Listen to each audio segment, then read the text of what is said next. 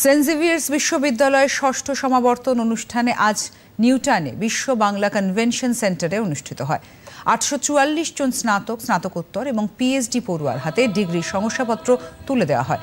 সেরা ছাত্রছাত্রীরা পদক পান। বিশ্ববিদ্যালয় উপাচার্য ডক্টর জন ফেলিক্স আজ প্রতিষ্ঠানের বার্ষিক রিপোর্ট তুলে ধরেন। বলেন, বিশ্ববিদ্যালয় উন্নতির রাস্তায় আছে।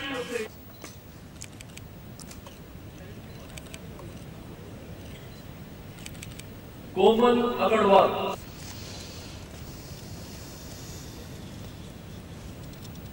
साक्षी विनायक,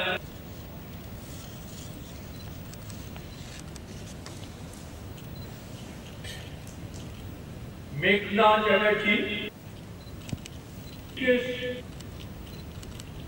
रोमा रॉय।